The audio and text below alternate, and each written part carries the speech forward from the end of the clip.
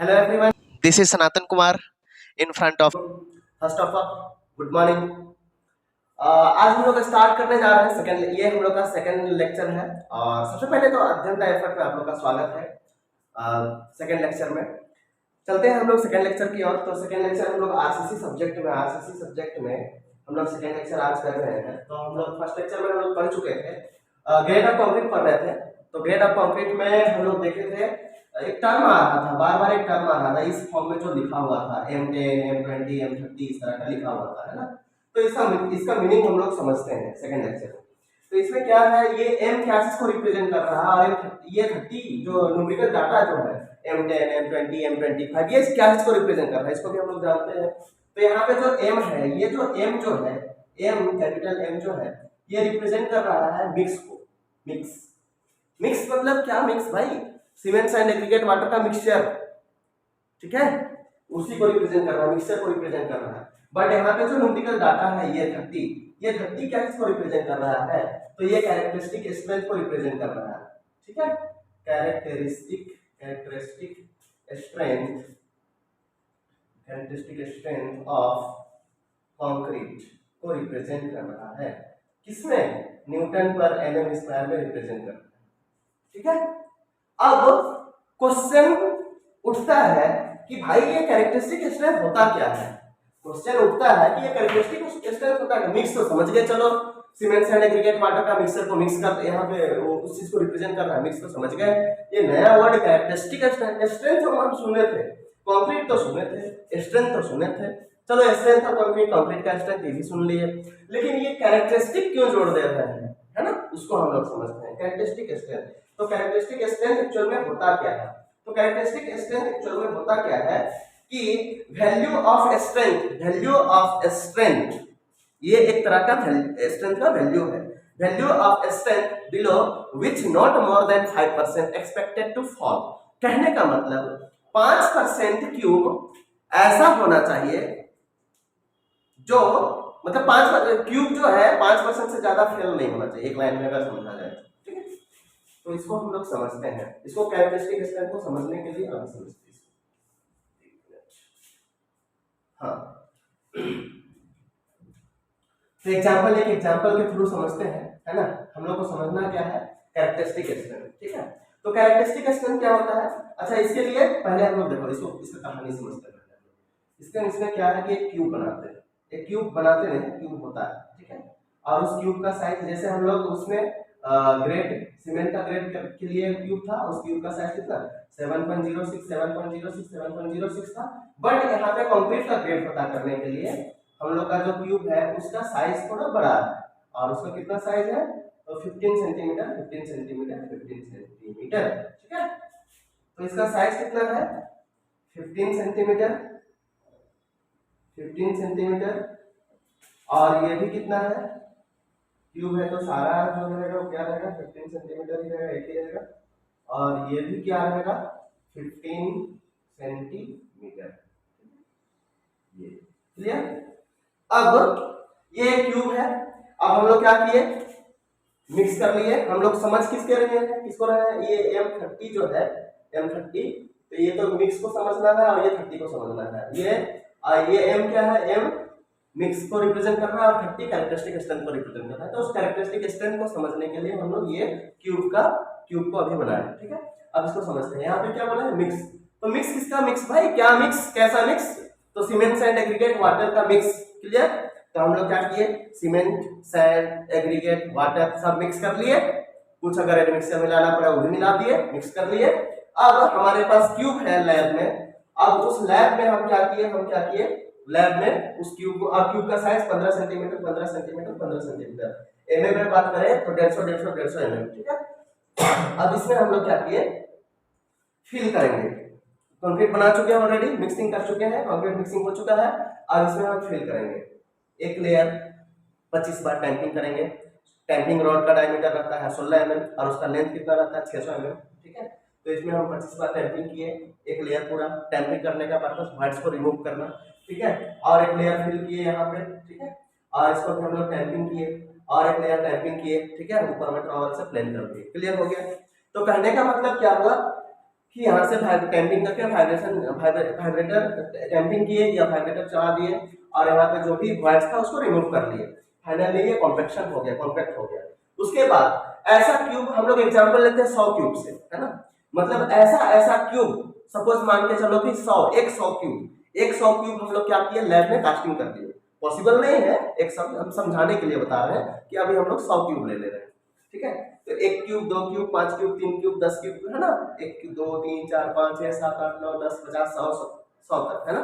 100 cube को हम लोग कास्टिंग कर लिए जी, 1 से लेकर 100 क्यूब नंबर से लाइन से लगा दिए और 100 क्यूब में हम लोग सेम ग्रेड ऑफ कंक्रीट हम लोग बना लिए थे लार्ज अमाउंट में, ठीक है। एस्टिमेटिंग के थ्रू हम लोग सारा को कैलकुलेटिंग कर लिए, 100 क्यूब में कितना लगेगा बना लिए। अब उसको सब में डाल दिए, वाइब्रेटर चला दिए, कॉम्पैक्शन कर दिए, जो भी था कर लिए।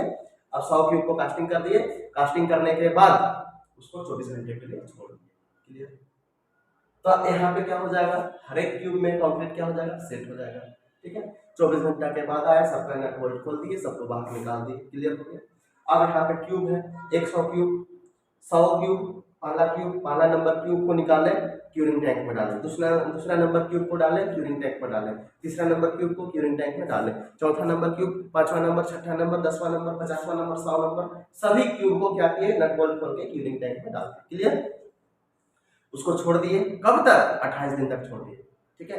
7 दिन में भी ब्रेकिंग होता है, 14 दिन में भी होता है, 21 दिन में, 28 दिन में, लेकिन हम लोग कब करेंगे, 28 दिन के लिए छोड़ दिए, क्लियर हो गया।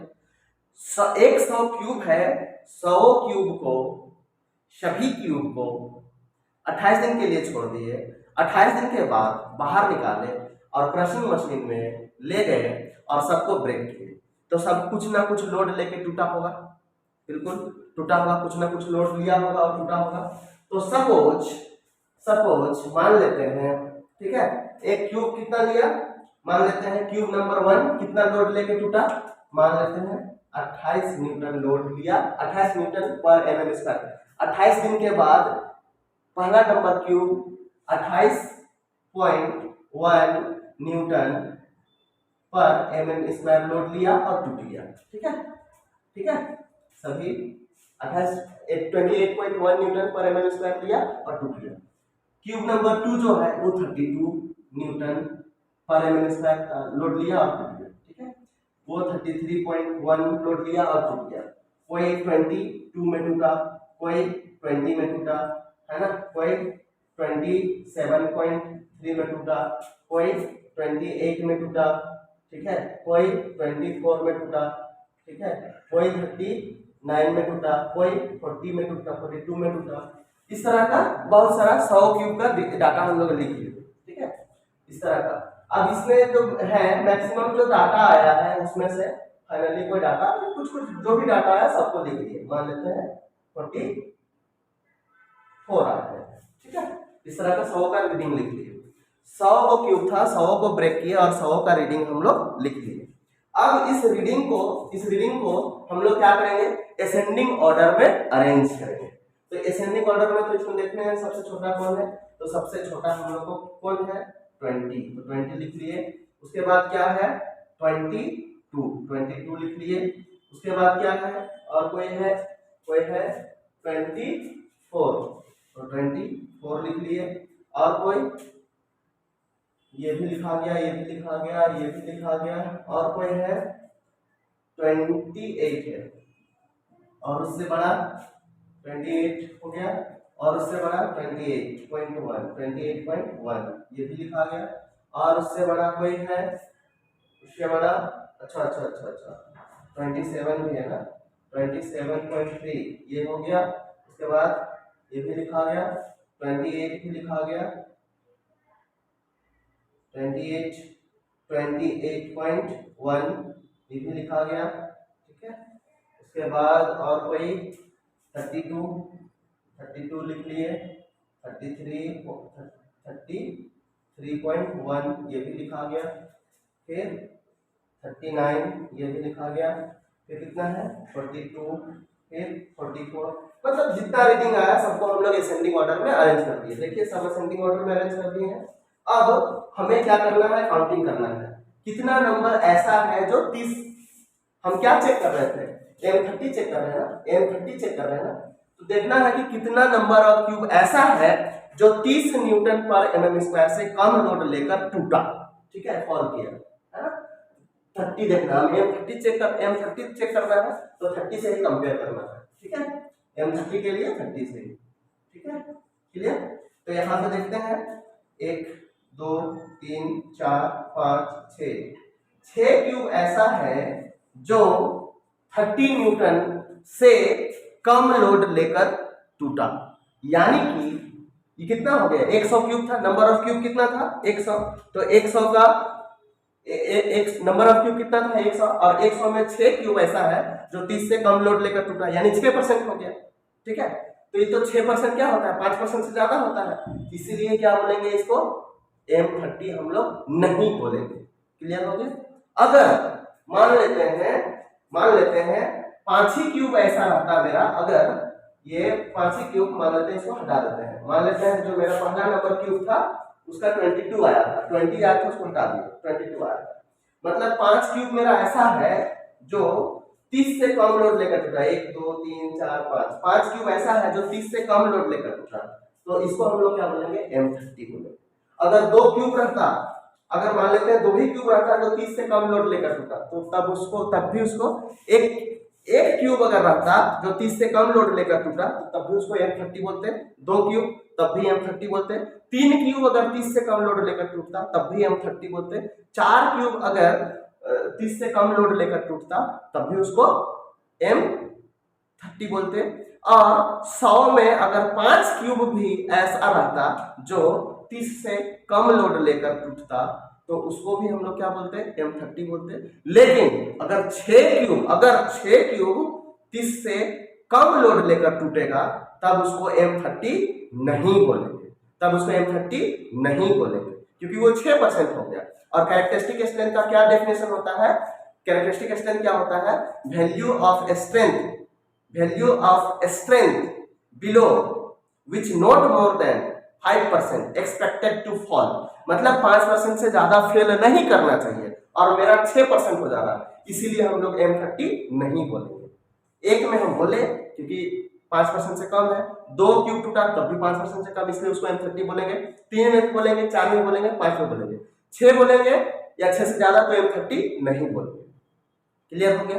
ठीक है, तो अगर मान लेते हैं M40 अगर चेक करना रहेगा, ठीक है, या फिर M25 चेक करना है, ठीक है, मान लेते हैं क्या ये ग्रेड M25 है, ठीक है, तो देख लेते हैं M20, ठीक है, M25 का देख लेते हैं, ठीक है, और यहाँ पे जो हम मिटाया है उसको लिख लेते हैं, यहाँ पे सपोज मान लेते हैं 20 है ना, उसको लिख लेते हैं। अब यहाँ पे काउंट करो, 25 चेक कर रहे हैं, याद है 25, तो यहाँ देखो कितना क्यूब ऐसा है जो 25 से कम लोड लेकर टूट रहा है, ये भी 25 से कम है, ये भी 25 से कम है, बाकी सब 25 से ज्यादा है। तो 100 में 2 ही क्यूब ऐसा है जो 25 से कम लोड लेकर टूटा है, इसीलिए इसको क्या बोलेंगे हम लोग M25 बोलेंगे, M25 बोलेंगे। अगर 25 से कम लोड लेकर टूटने वाला क्यूब का संख्या 5 से ज्यादा हो जाता तब उसको M25 नहीं बोलते। लेकिन यहाँ 2 ही क्यूब ऐसा है जो 25 से कम लोड लेकर टूटा है, इसीलिए हम लोग क्या बोलेंगे इसको, इस ग्रेड ऑफ कंक्रीट को क्या बोलेंगे, जो मिक्सिंग किए हैं उसको हम लोग क्या बोलेंगे M25 बोलेंगे। समझ में आ गया, आगे बढ़े। ठीक है, तो फाइनली कैरेक्टरिस्टिक स्ट्रेंथ क्या होता है उसको लिख लेते हैं। तो the value of strength below which not more than 5% the test result are expected to fall. ठीक है, तो कैरेक्टरिस्टिक स्ट्रेंथ होता क्या है, characteristic strength the value of strength लिखे,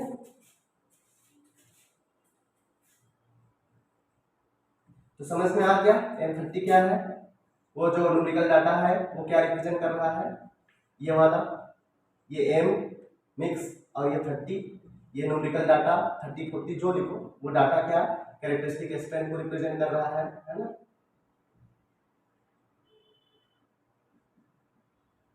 कैरेक्टरिस्टिक स्ट्रेंथ को रिप्रेजेंट कर रहा है, ठीक है, कैरेक्टरिस्टिक स्ट्रेंथ ऑफ कंक्रीट को रिप्रेजेंट कर रहा है, ठीक है, और किसमें है न्यूटन पर mm स्क्वायर में है, ठीक है। तो हम यहाँ पे फाइनली कैरेक्टरिस्टिक स्ट्रेंथ क्या होता है उसको हम लोग जानेंगे। कैरेक्टरिस्टिक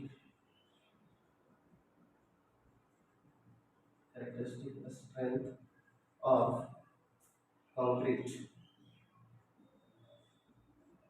और इसको क्या किससे, कैरेक्टरिस्टिक स्ट्रेंथ को क्या किससे रिप्रेजेंट करते हैं, एफसी कैसे, स्मॉल है इससे रिप्रेजेंट करते हैं। तो ये डेफिनेशन बहुत इंपॉर्टेंट हो जाता है भाइवा पॉइंट ऑफ व्यू से, है ना, और शॉर्ट नोट्स वगैरह में आ सकता है, बहुत इंपॉर्टेंट है, इसको आप लिख लीजिए।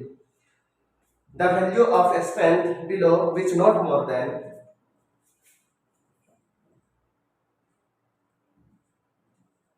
the value of strength below which not more than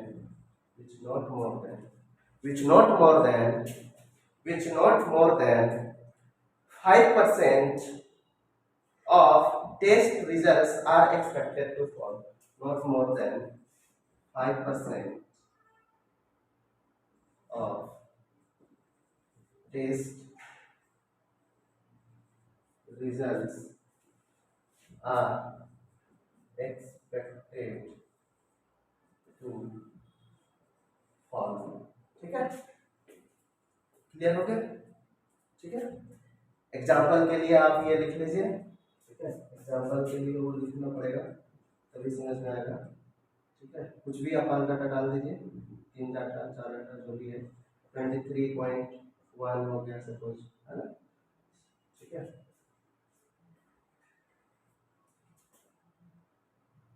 24,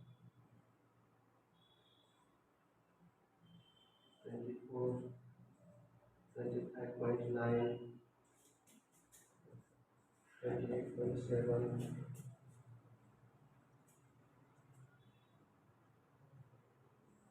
29.3, 30, 31.1, 39, 33, dot 42 तक चलेगा।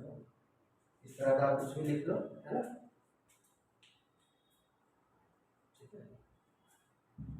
तो अब यहाँ पे इस एग्जाम्पल में क्या हम लोग देख रहे हैं, क्या देखें, 1 2 3 4 5, 5 डाटा ऐसा है जो क्या है 30 से कम है, तो हम क्या बोल सकते हैं, इसको M30 बोल सकते हैं। तो लिख लें, if 5% are less than 30 newton per mm square then the grade of above concrete is M30। यहाँ पे क्या बात है, 5% 5%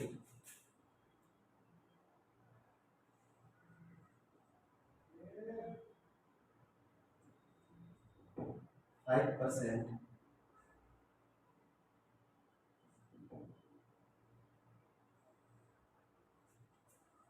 5%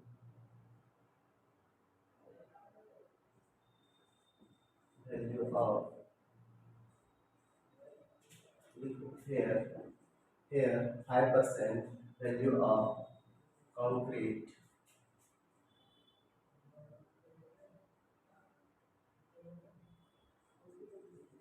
fall, ठीक है, 5% हुआ, ठीक है।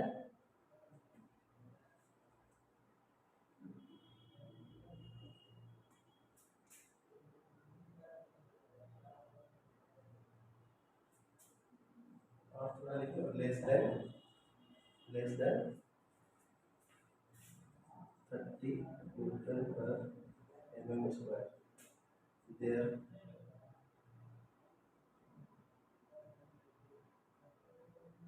so this is M30 grade,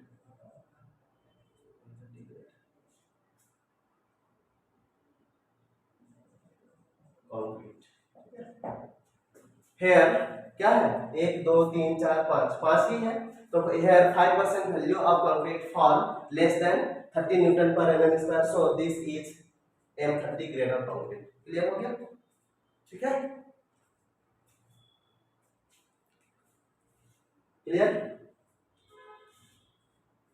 ठीक है, आज हम लोग यहीं तक करते हैं, फिर हम लोग नेक्स्ट लेक्चर में पढ़ते हैं, नेक्स्ट लेक्चर में पढ़ेंगे।